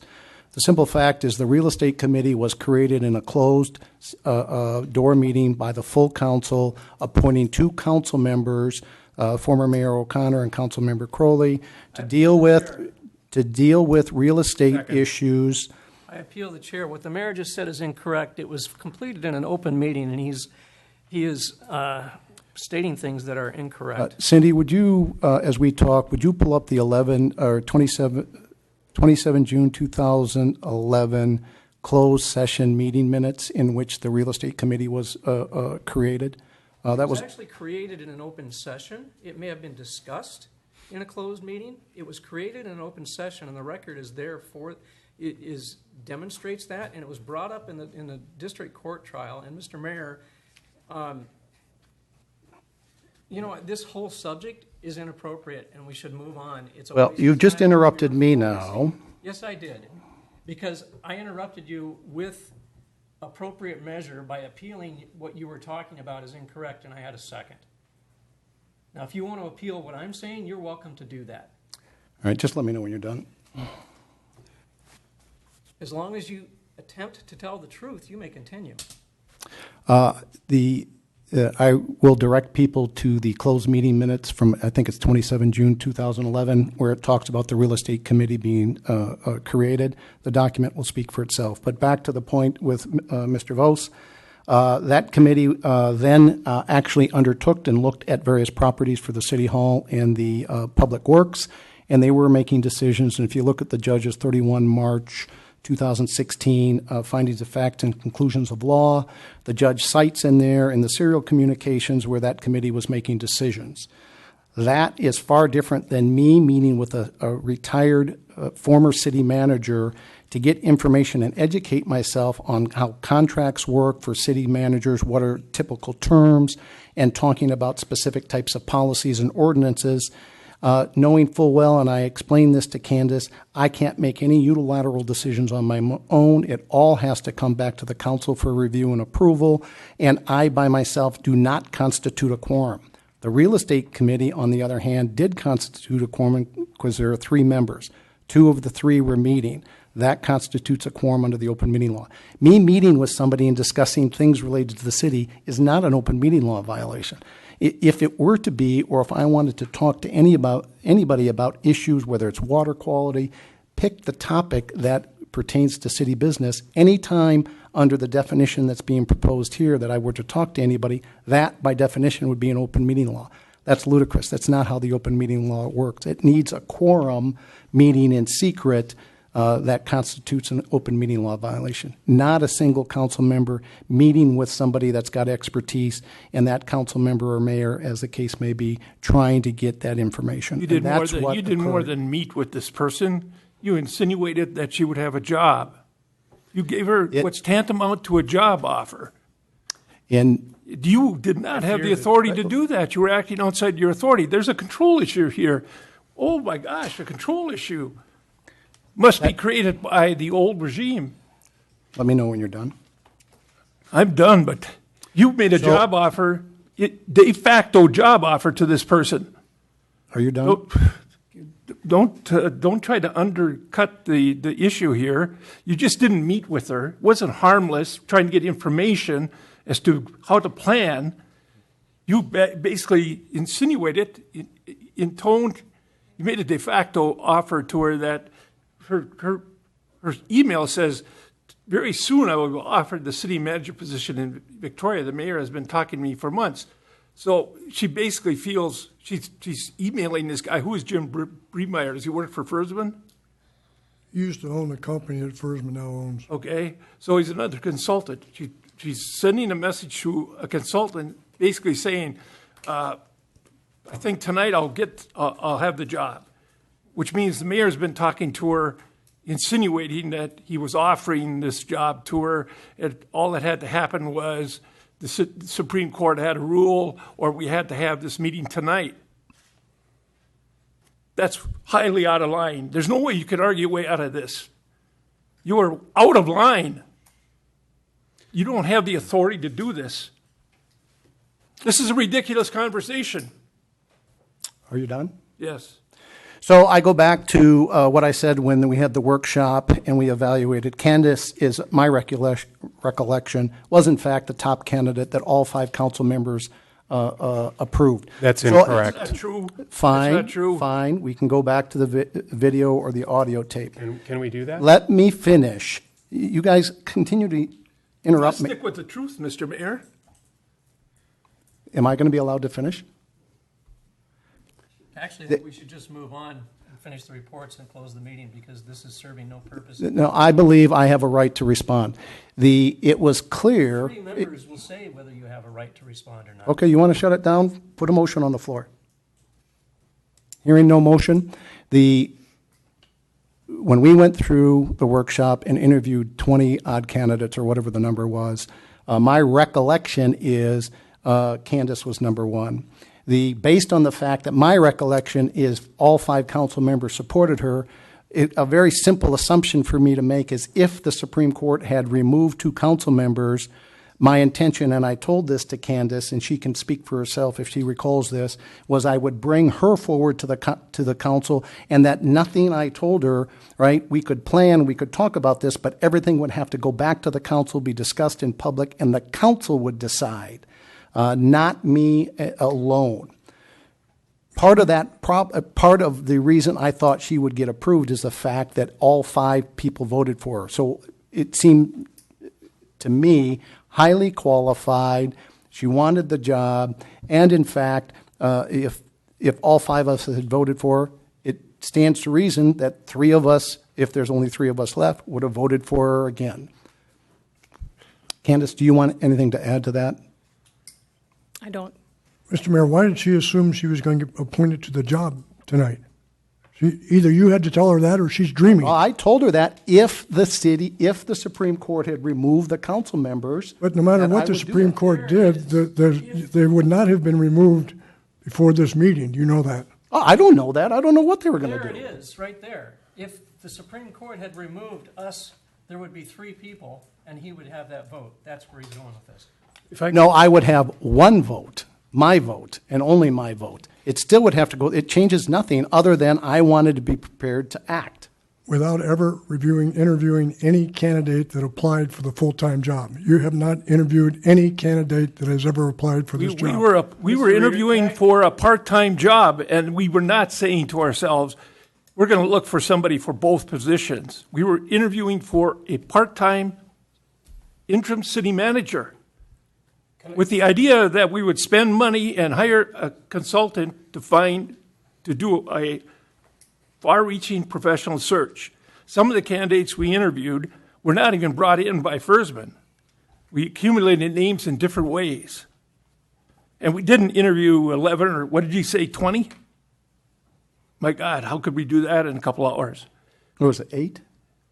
There were 20 candidates and 8 interviews? Brought in by the city manager, never advertised for a full-time city manager. A big difference between people like me and candidates that might take it for a part-time as opposed to somebody that wants a full-time job. You never looked at anybody else that wanted this job. I certainly do not. I'd like to interject for just a second. I thought that when you asked for more questions, that was specific to Candace's remarks.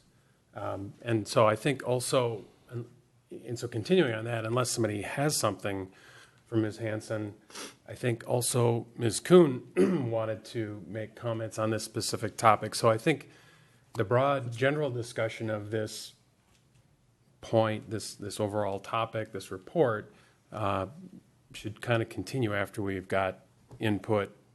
Any further comments or questions from or for Ms. Hanson, and then Ms. Kuhn has an opportunity to speak as well. Thank you, Candace. Ms. Kuhn? You'll be next. Thank you for letting me come back up here. So, Mr. Mayor, you said you feel that your conversations with Candace were above board and all legal, I guess is the word I'm looking for. I'm struggling a little bit. I don't have anything specifically prepared. So what I asked earlier was provide your communications with Ms. Hanson to the public. Were they by email? Were they phone calls? Were they meetings at coffee shops? How were you meeting with Ms. Hanson? I mean, were you emailing her? In a coffee shop. You know what? I'll turn over my communications with Candace if all the other council members turn over communications with their supporters. It's a one-sided deal. No, you've basically offered her a job, and you're having these communications with her, as Mr. Vos has said, about key city planning, and you're not willing to share that communication You're saying with the I offered public. her a job. What I offered her is I would support her and bring her name forward as the new city manager if we got to that point. And you may think that's not a distinction. To me, it is a distinction. That's hey, so you're not at the podium. Please Thank you for respect supporting me. this. Judy? Yeah, that's why I'm being hired. It says right there. That I she don't- believes she's been offered a job. Right. I told her I would bring her forward and I would support her. That I can't offer her a job by myself. It's So impossible. It appears that somebody's not being truthful. Is it You or her? Pick one. I think that's an inappropriate conclusion to draw from that. I told her I would bring her forward. I will be offered. I didn't write the email. I told her I would bring her forward and I would support her. So then this is, her email, not my email. okay. So it's a inaccurate statement then. No, I told her I'd bring her forward and support her and try to get her the job, but will I be can't offered. offer the job. I can't offer her the job on my own. Okay, The decision I've will explained be this multiple announced times. today. The So let's decision- let Ms. Kuhn finish her All question. right, so I've heard from Mr. Crowley, Mr. Striegel, Mr. Funk, and Mr. Vogt. Mr. Gregory, you're sitting here very quiet tonight. I'd like to know, what did you know? Because apparently the other 3 people didn't know anything about this conversation. Did you know anything about the conversations Mr. Funk was having with Ms. Hanson, and also conversations with his planning team? Because it's not a commission or a committee. I was up next. I had asked the mayor. I realize we've been working our way down, and it keeps shuffling. So, just a couple points. When we were looking for interim city managers, it is my recollection that had staff not objected, Ms. Hanson probably would have been our interim. That's my recollection. Incorrect. Okay, but can I have a recollection? Okay, that is my recollection. And with respect to, I guess I knew that the mayor had been having conversations with Ms. Hanson. I know he has conversations with a lot of people. I guess that's what I know. When I saw this, I was just as shocked to see this as anybody to think that we were going to make changes tonight with regarding staff. I mean, that was a surprise to me as well. I've got a few questions for Mr. Vos with regards to his report, but that's really all I have to say about Ms. Hanson. all right. So at this point, I've had my questions answered. I appreciate it, and I will let you continue. And I appreciate all the work that you do on the staff or on the council, and thank you for letting me come back. Thank you for being involved. Councilmember Gregory. Well, do you want to speak first? No, go ahead. Okay. I would like to ask a question. No, I was. Ms. Hanson had her hand up. Oh.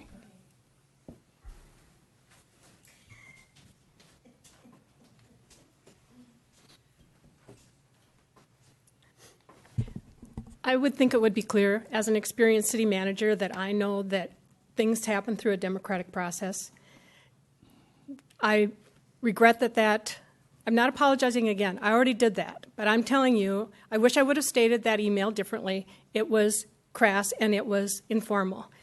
I know that only through a process, which I expected I would get another interview, I expected that there could be others, and I also expected that there would be votes cast by council members so that this would take place through your usual channels. I knew that because I'm a city manager. So I don't want to I know what the email says, but I don't want there to be words in anybody's mouth that she thought she had a new job. She thought she'd been offered. Yes, there's the mention of a potential of a job, but I know the democratic process. Thank you. Judy? Okay, if I could. Oh, did you want to make a comment? Go ahead. No, that's fine. So my question actually is for Ms. Hanson. Sorry, Judy, if we could name. Oh, Judy Black, 1938 Woodstone Drive. Thank you. Okay, so my question is why in the email did you state, I'm being hired? That's why I'm being hired, to clean house and bring a calm. It says to me that it was a done deal. Then why would you write that? All right, look, this is a council meeting. It's not for between two non-council members to get in a discussion and debate. You asked the question, she's Okay. answered. I think that's appropriate. Well, I'm asking that this not occur, because I don't think that this is the way to handle a situation. I think that you were right. You thought that if the Supreme Court did remove the two that you would have the vote and you would put her in here and you'd be cleaning house of people that you didn't like. And that's not right. Okay, that's your opinion. Okay. Well, I know it's my opinion, and it's a lot of other people's opinion too. I just want you aware of that. No, I get that. Okay. All right, Councilmember Gregory.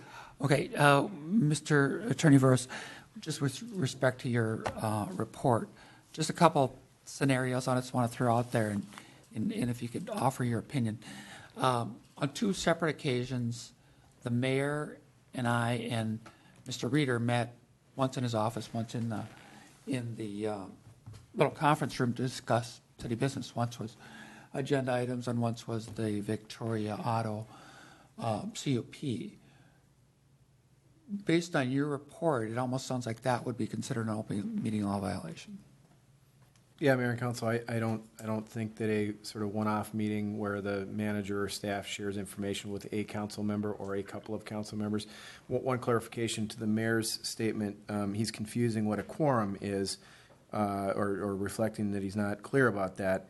A quorum, as it was used by the district court, referred to whether or not there was a quorum of the city council. The fact that two council members and the manager meet does not make a quorum of anything. That's two council members, which is less than a quorum of the city council, and it could be the manager and 5 other staff people or just the manager. That's not a quorum of the city council. That was the point the district court was making, was that even though it's less than a quorum of the council, this committee, it's still potentially subject to the open meeting law. And I will tell you, as I've candidly told you here tonight, and I've told you before, having been a city attorney for a couple of decades, prior to the decision in this case, I would not have believed that a committee like the REC would be subject to the open meeting law, that a committee consisting of less than a quorum that had not been delegated authority, as I understand it. Of course, I wasn't at the trial. I don't know all the facts as well as some of you sitting up here. But my understanding from the district court decision was there was no evidence that that committee was delegated authority to do anything, and it was less than the quorum of the city council.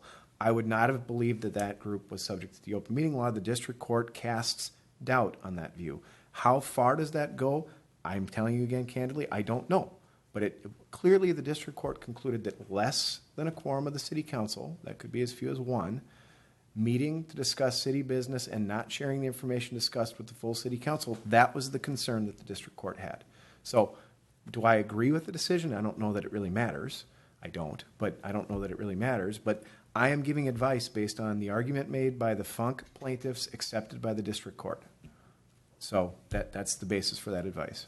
Okay, and that's fine. And I know it's complicated and it gets into some pretty fine nuances, but my understanding is the rec committee was sifting through properties and then they were deciding which ones to bring through to council. I think that was the difference. So when the 3 of us met, I mean, we were discussing city business and deciding what topics are going to be on the agenda, whether or not, we were just going to bring information, not necessarily information forward to the council, but we were certainly discussing city business. And I But we weren't making struggle any with the idea- decisions. sorry, one second. I struggle with the idea of 2 council members just discussing city businesses. We really aren't deciding what to bring forward to council. Well, Mayor and Council Member Gregory, you are making, I think, my point, which is that it is hard to draw the boundaries of the district court decision. I completely agree with that. That the fact that the decision casts doubt on whether a group of 2 council members discussing city business, maybe with some other folks, and doing it in the case of the mayor's group apparently repeatedly, is that subject to the open meeting law or not? This decision casts doubt on that. And so I have given a very protective bit of advice, which is treat any group. If you're going to meet with a group repeatedly to discuss city business, important city business, I think we should treat that group as being subject to the open meeting law. And I've been quite consistent, I think, in giving that advice. We've treated several task forces as being subject to the open meeting law to avoid this problem going forward. So I'm not going to change that advice. That is my advice. Mr. Mayor, Mr. Post, if the Supreme Court had reduced this council to 3 people and 2 of them were talking before the meeting about something that was going to happen at that meeting, but only 3 of them were there, would that be an open meeting violation? Well, and so, Mayor, if I may respond, yeah, if a quorum of the council through attrition or through removal or whatever, if a quorum of the council becomes 2, then I don't know how a meeting between 2 council members could not open to discuss city business, would not violate the open meeting law. 2 council members at that point would have the power to make decisions and would be discussing matters that could have a decision made on them. So yes, that would be problematic. So even if they thought that there were only going to be 3 people there, it could have been a violation. Clearly, the expectation was there. Mr. Mayor, have you concluded, was your statement before your statement?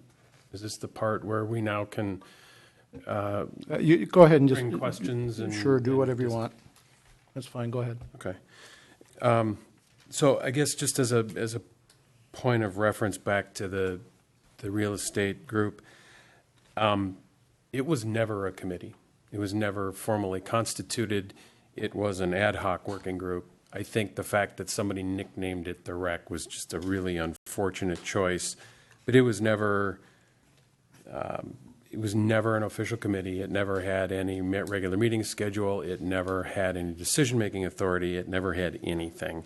And furthermore, in the course of discussing how to more efficiently and expediently review potential properties, the city attorney was specifically asked at this point, and was the group was given the specific legal advice by the person paid to do it. No, you're not, because there is not a quorum of the council. So just trying to draw a hard distinction between that group and your actions it's impossible. It's a completely analogous situation.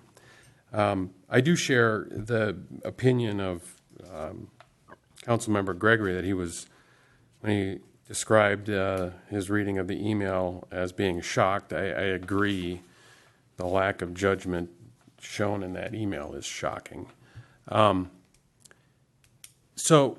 Mayor, I know that you've been very vocal on the record on a number of occasions of saying everyone should have all the same information. And I think when you said that, you specifically meant the entire council, the people who would be voting, the people who are elected to represent the citizens of Victoria.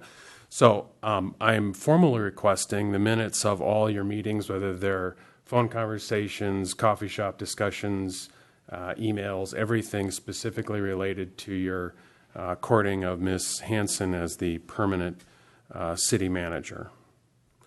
In addition, I don't want to stray too far off here, but in the last town hall conversation you had, you made reference to many, many meetings, and I met with this guy and I met with that guy, all grocery people, small, big, in between. So I would like the minutes of all of those meetings and those conversations as well for the entire council's review. This is not necessarily in any particular order. With respect to this email, this comment about I am being hired to clean house. And without having worked with the staff, without having any direct knowledge of the staff, this intent to come in and clean house clearly shows a complete lack of independence, that it would be your sort of puppet firing committee, and I think completely disqualifies Ms. Hanson from any potential consideration for this position, permanent, temporary, or in any other case. I think it's shown a complete, it's a bullying stance, and it is a completely independent or dependent view on whatever your will is. So I don't know from a legal perspective how we capture that, but it is clearly outside the intent of our plan of city manager form of government, where the staff reports to the city manager and the city manager makes the hiring and firing decisions. You don't. And you've clearly made those for Ms. Hanson and will be executing them as per your wishes, should she be able to somehow take that chair. And, you know, as a 22-year history city manager, the inappropriateness of virtually every word of this email should be very clear, and again, shocking the lack of professional judgment and the disqualification for this role. And echoing the note from the city manager, interim city manager, the skill sets considered for an interim versus a permanent are quite different. And I personally didn't score this particular candidate highly at all, much less number one. I would like to go back to the audio and listen to that, but as I understand it, there is no audio from that meeting. Is that correct, Mr. Mayor? I don't know, Doug? I think you do. I don't. I think I recall that we do not, but I can check that and get back. I mean, that seems like an open convenient. meeting law violation in and of itself. I would also like, and again, this is... Is that the one where we had a technical glitch and we knew after the meeting that it didn't record and we thought it was recording? I thought you might know. So... As I'm sitting here thinking about it, I'm going, oh, is that the one? Great. So this email, clearly telegraphing your words, is practicing the exact behavior prohibited by the bullying policy that we recently enacted. And I would like to ask you directly, how do you square the accusation that you made, that the judge supported, that a body without any decision-making authority meeting outside the public eye with no minutes is a secret meeting when it applied to the real estate group, but it's not a secret meeting when you do it? Well, that just misrepresents the facts. I've already said... What facts were misrepresented, please? I've already said that the real estate committee was created in a closed-door meeting outside of the public's view, and the public wasn't allowed to attend those meetings. It was made up of 3 members, 2 of which were council members. That constitutes a quorum. I'm meeting individually. Okay, fine. We can. You can't just keep saying something that's wrong and expecting it to be then accepted as right. So let's. I would move suggest you read the judge's order because she made it quite clear in her 31 March order. Go to the real estate committee and read it. Me meeting with an individual to talk about city business, to try to imply and somehow say that's an open meeting law violation would mean that if any council member meets with any resident and talks about anything related to the city, they're violating the open meeting law. It's just a ludicrous assumption. It's totally invalid. That is the opinion that you got the judge to support, and now you violate very openly. Okay. Also, the last city manager hiring process involved engaging a professional search firm to find the best talent, engaging with the council to create a job description and hiring criteria, et cetera. It involved interviews by the entire council. It involved listening sessions with the public. It involved a public group to also interview the short list of candidates, all for the purposes of making sure that there was complete openness, real, true citizen input, I believe was your term, and transparency. And so I'd like to understand how you square your behavior in this case with the accusations that there was a lack of transparency in the previous council and that you're here to clean that up. Okay, any other comments? Now, that's a question for you. Right, and I've already made my statement. All right, go ahead, ask more questions. Well, no, you said you were hoping that people would have asked you about it, so I'm asking you about it.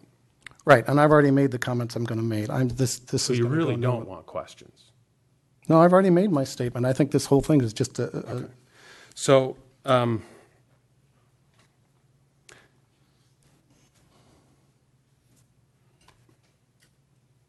I guess I'm done. It's clear Next. that hostile witness, so we should move on. I have a couple other comments. And Mayor, if I'd like to make some comments. Go right ahead. A couple of things from the email I'd like to address. In the email, it says that internally it's chaos, and I'd like to report that it is not chaos. The employees I work with are constantly working to improve efficiency and effectiveness in City Hall. They work to serve the residents with honesty, integrity, and I'm proud of the work that we all do, and I think we work as a great team.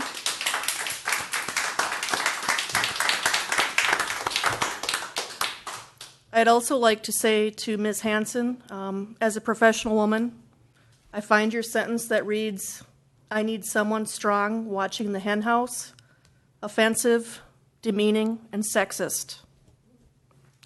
And finally, I'd like to say that I find the lack of transparency in this hypocritical. That's it I have to say. Okay, thank you. Any other comments? Please don't scribble. I can hardly hear what people are saying over your scribbling. Councilmember, anybody else? A couple of comments. I was going to repeat or say what Kelly just said. Apparently, Candace, because she used the term, "I'm going to bring calm," and since internally it is chaos, someone told her that there is chaos, and it's not calm, and it's out of control, and no one knows what they're doing. Where would she get that impression? From Mr. Funk.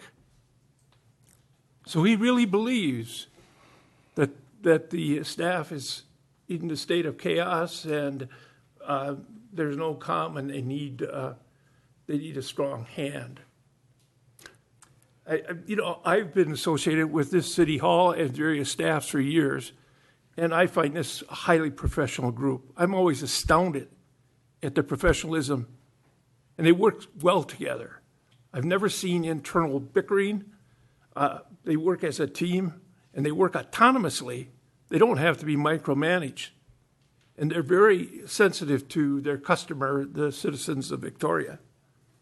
So I have, someone gave me an axiom one time and said, don't ever write an email that you don't want on a billboard. And I think this is a good example. Any other comments? All right, Bob, your report?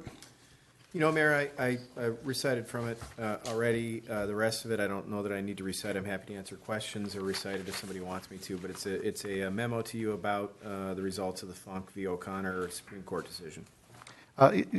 Any reason why you didn't include that this doesn't do anything to change the 38 intentional violations of the law, and why that wasn't included, or did I just miss it? No, Mayor, I gave a report on the Supreme Court decision, and that was not an issue on appeal, and so I didn't include it because it was not relevant to the decision. So, but it is true that the Supreme Court was not asked to and could not have overturned the violations because that was not raised by you on appeal.